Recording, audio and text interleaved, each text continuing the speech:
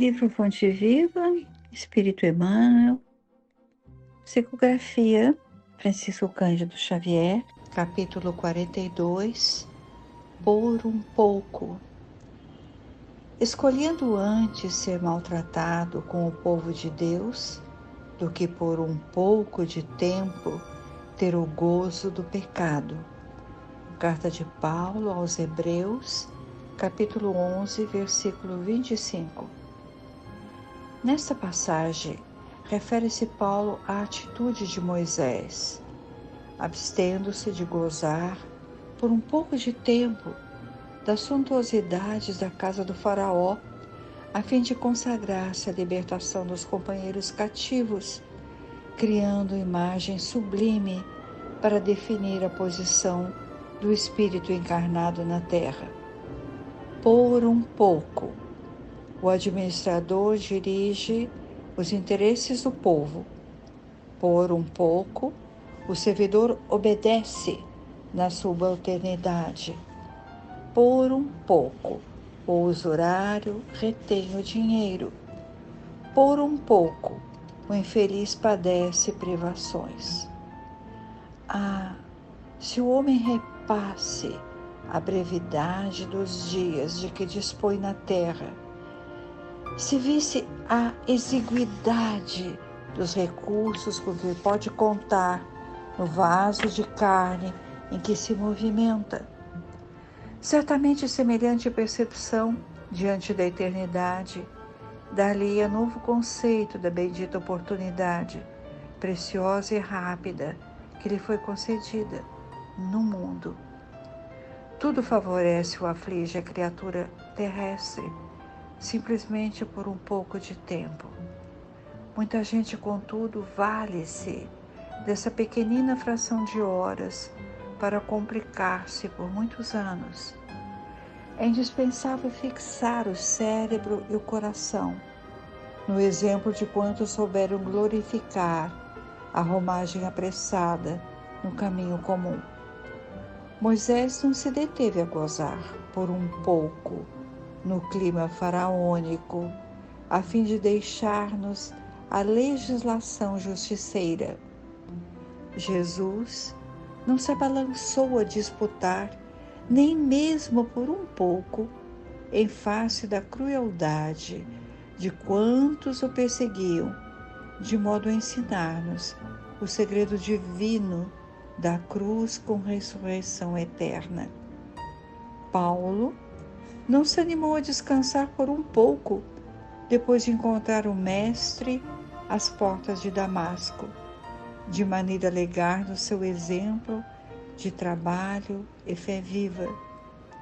Meu amigo, onde estiveres, lembra-te de que aí permaneces por um pouco de tempo. Modera-te na alegria e conforma-te na tristeza, trabalhando sem cessar na extensão do bem, porque é na demonstração do pouco que caminharás para o muito, de felicidade ou de sofrimento. Neste capítulo 42 de Fonte Viva, Emmanuel continua focando na carta de Paulo aos Hebreus. Continua porque, na semana passada, lembramos das circunstâncias em que Paulo escreve, porque ele está aprisionado em Roma pela segunda vez, distante dos amados discípulos, dos núcleos cristãos, fundados por ele e às vezes por Barnabé. A ausência dos amigos, a solidão, considerando que Paulo era um homem ativo e enérgico, essa solidão dói profundamente.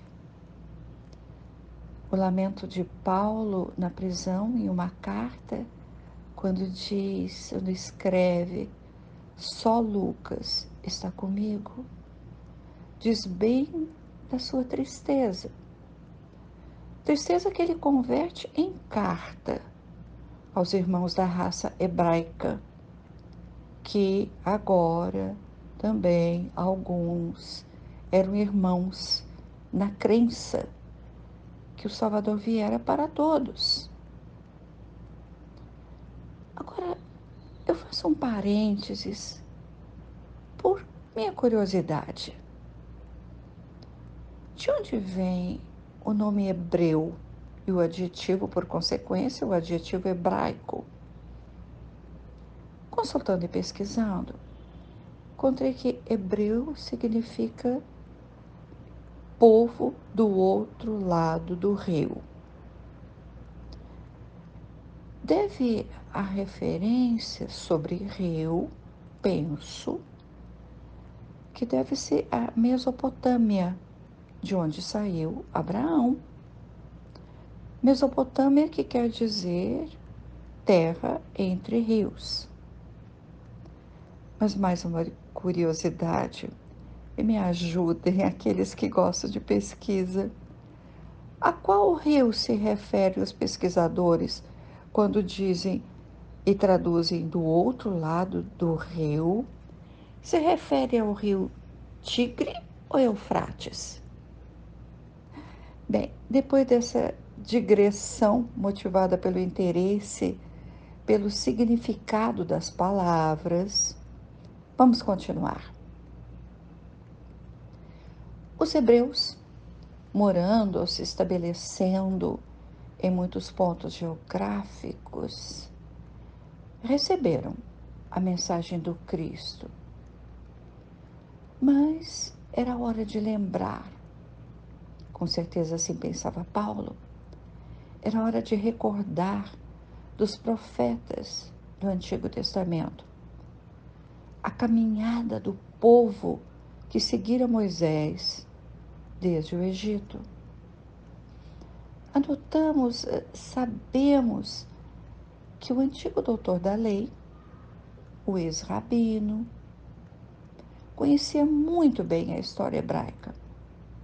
E agora, na prisão, entendia melhor a união da crença na imortalidade da alma que os antigos profetas traziam. A união agora com os ensinamentos de Jesus. Entendia os recursos divinos que ampararam o povo eleito desde Moisés até Jesus. Povo eleito porque tiveram capacidade de entender o conceito de Deus único e as suas leis. Embora, como na atualidade, tantos e tantos preferiram o pouco do momento, os interesses imediatos, preferiram do que alcançar o que lhes parecia, ou ainda nos parece, remoto e, sobretudo, disciplinador. Poderíamos dizer que Paulo faz uma retrospectiva nessa carta aos irmãos hebreus. No capítulo 11, capítulo que traz esse versículo 25, que Emmanuel toma como referência, Paulo escreve sobre figuras conhecidas no Antigo Testamento, no Velho Testamento.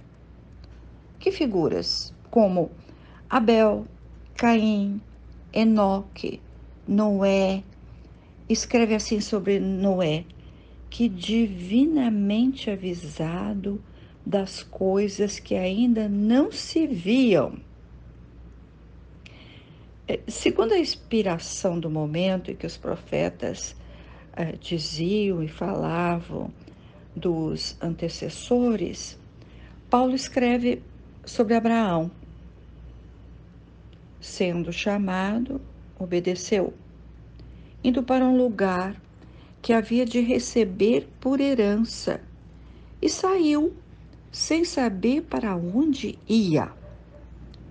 Paulo escreve neste capítulo 14 sobre Isaac, Jacó, e que todos morreram na fé. E que confirmaram que eram estrangeiros e peregrinos na terra. Vejamos que concepção, peregrinos na terra. Pela fé, Moisés, sendo já grande, recusou ser chamado filho da filha do faraó, aquela princesa Termutes, né, que nós conhecemos. E Paulo assim chega ao versículo 25, em estudo. Escolhendo antes ser maltratado com o povo de Deus, do que por um pouco de tempo ter o gozo do pecado. Paulo, com conhecimento de quem desde jovem estudou as escrituras do Antigo Testamento, relata, vamos dizer na nossa linguagem, ele passa a limpo a epopeia do seu povo. Um povo destinado a desbravar novas terras, como Abraão, desde a Mesopotâmia, e a desbravar, sobretudo, as mentes, como Moisés o fez ao receber as tábuas divinas, os 10 mandamentos, que por sinal foram colocados em pedra. Pareceu-nos que Paulo estimulava os seus irmãos a pensar nos antecedentes do povo hebreu e nas conquistas memoráveis que realizavam no terreno do espírito.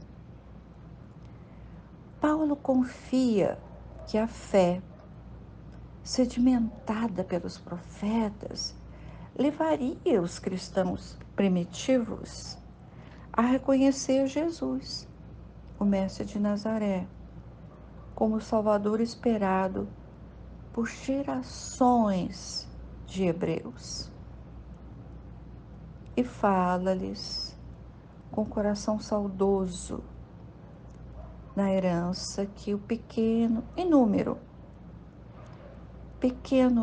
número de irmãos da Palestina que recebera ao acolher o Messias em seu seio na tribo de Davi.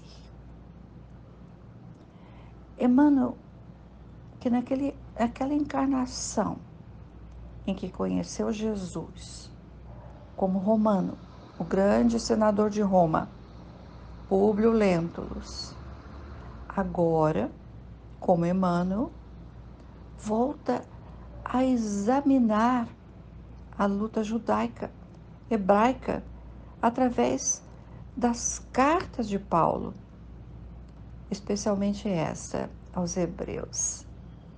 E o senador de Roma, ex-escravo, ex-religioso no Brasil, há quantas personalidades viveu o agora Emmanuel? Assim, ele se identifica, Emmanuel, bebendo nas fontes que Paulo jorrou, nas cartas e nos exemplos do apóstolo dos gentios. O antigo romano Públio Lentulus, neste texto, por um pouco, nos fala da história dos hebreus. Primeiramente, a individualidade espiritual Emmanuel se projetou no tempo para transmitir seus conceitos profundos, espiritualizados. Começa por Moisés, reconhecido por Paulo como grande missionário da primeira revelação. Moisés vivia na casa do faraó, não só cercado de luxo, como também de estudiosos egípcios da época, mas estudiosos elitistas que não distribuíam conhecimento ao povo que então era ignorante.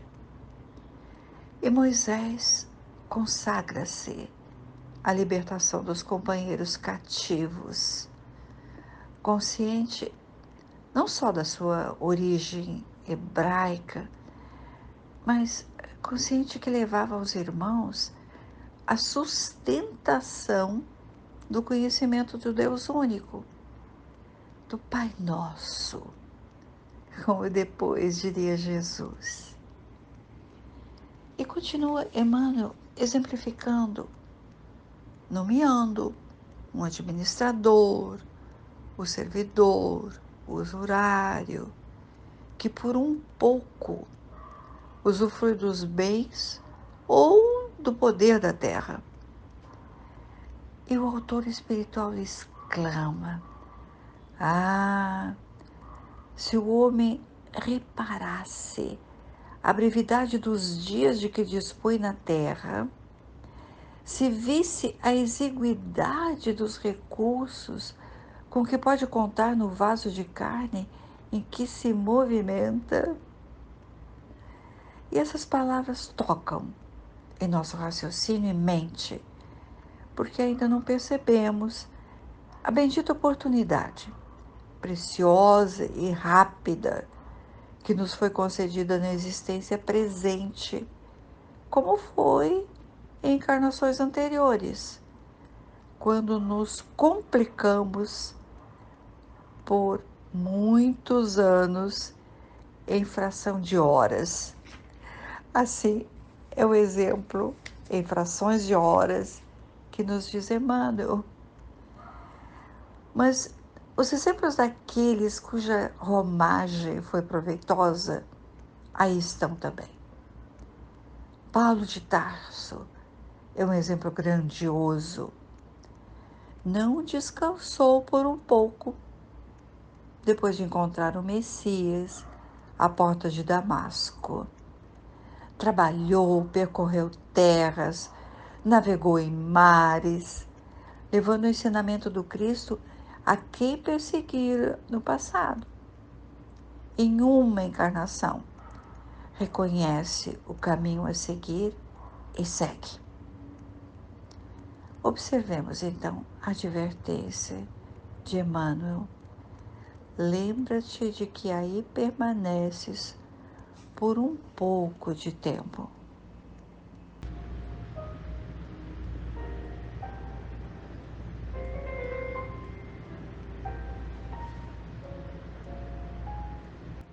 A melodia nos auxilia, nos acalma, para que estejamos assim, muito ligados ao plano espiritual que está conosco nesses momentos, acalentando os nossos pensamentos e, sobretudo, amenizando as nossas vibrações para que sejam cada vez mais delicadas e afetuosas, espalhando assim para todos os nossos companheiros os eflúvios do mais alto. Nós pedimos, Senhor, o teu amparo, porque sem essa tua misericórdia, tão pouco nós podemos.